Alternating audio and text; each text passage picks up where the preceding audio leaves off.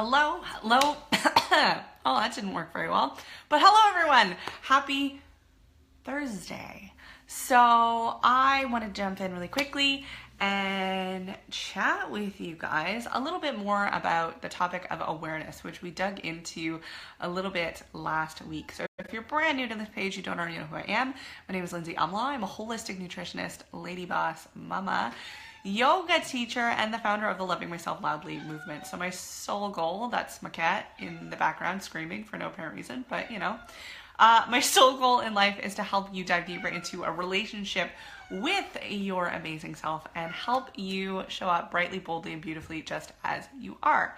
So hopefully my cat will stop screaming shortly, or it's just not that annoying and you can still get the nuggets of the wisdom that I've got for you guys today. So I think it might have been a little bit last week. We got into the conversation about how awareness is like the number one tool that we can and probably would like to be using if we're in a space where we're really wanting to dive deeper into a self-love relationship, to be in a space of growth in our lives and to up-level, right? Hello, Tammy, yay!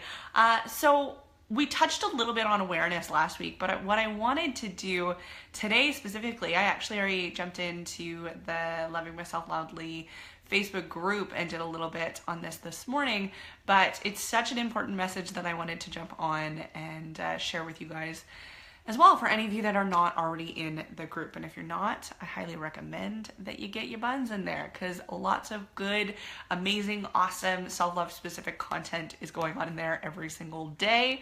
But anyway, I digress. So the thing that I wanted to really talk to you guys about today specifically is our language. So not only what we're speaking, but what we're thinking, and the language that we're using. So I want to know from you, are you guilty of shoulding yourself? Of saying, I should have done this, or I should do this? I sure am. This is something that I've been actively working on tweaking and overcoming and changing, because I know the difference in how I feel when I am in that space of saying I should have done XYZ versus focusing on what I can do or what I want to do, or simply, just being open and accepting of whatever did or didn't happen. So it's really important that we're mindful of what it is that we're saying and how we're saying it, because that can completely shift and change how we feel about something. So should is a big one that I hear a lot of the time in my life, in my clients, in my business, in my family. I should have done this, or I should do this. Another one that I hear a lot of is that I need to do this. I need to get this done. I need to go to the store. I need to go to yoga. I need to do X, Y, Z.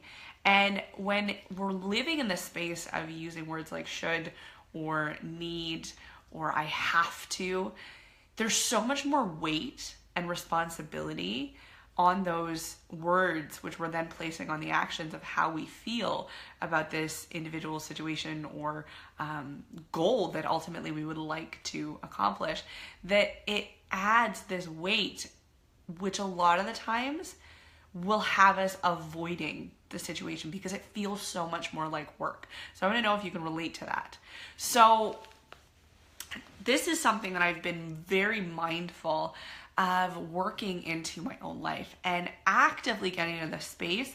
I'm not only watching my language, but actively jumping in and changing my language when I catch myself using things like should, or have to, or need to, or any of those things that kind of add that added pressure and stress where we really don't need it.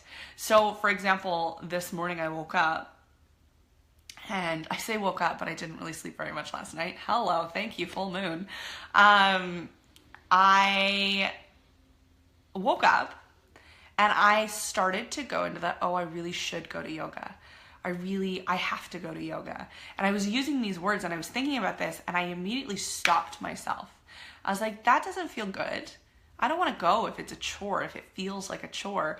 And so I changed my language and I was like, I really want to go to yoga. I really want to go do something that's good for my body, move my body, get into my body and feel strong in it. I want to go to yoga, even if I'm tired, even if I'm exhausted.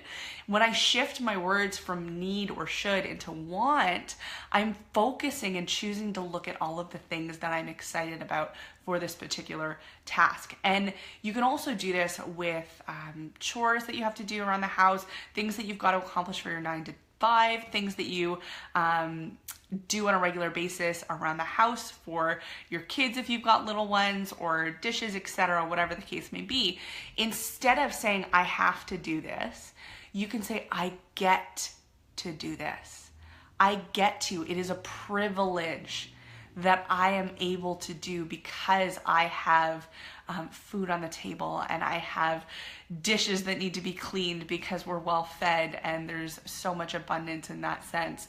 And this is just kind of the thinking that you can do to start applying these principles to your life in all different areas and bring so much more lightness into what it is that you're doing in your everyday and make it feel really good so that it's not heavier than it needs to be. Because why add more weight, more stress in your life? That is never going to serve you. So I just wanted to jump in and get you guys thinking about this and really inspire you, hopefully, to start being mindful of watching your language and watching how you're speaking and how you're thinking about the things that you get to do in a course of the day, or the things that you'd like to do in a course of the day. And just start to build that awareness in watching and being interested from a place of non-judgment, because getting into the space of judgment and being hard on maybe what we have been doing in the past is never going to serve us. But instead being curious, noticing the pattern, and then maybe choosing something different. Maybe starting to work with that practice of shifting your language into something that feels more positive, that feels more motivating, that feels exciting and lets you live in that space of gratitude and love versus that kind of lower energy and lower vibration. So that's it. That's what I've got. Hopefully that excites you in some way, gets you thinking. And if you have any thoughts or comments on this, I would love to hear from you. I would love to hear maybe some real life or real world examples where this has popped up in your life, whether it's today, this week, or in the next couple of days as you're starting to watch. I would love for you to kind of circle back and let me know what this activity is doing for you and what building that awareness is doing for you. Yeah, because I always love hearing from you guys and starting and continuing conversations. So that's it for today. I'm going to go have a nap because I am so feeling a nap, and I'm grateful that I have the freedom to take a nap when I need it. So yeah, hopefully you're all having an awesome day, and I'm sending you so much love, and we'll talk super soon. Mwah!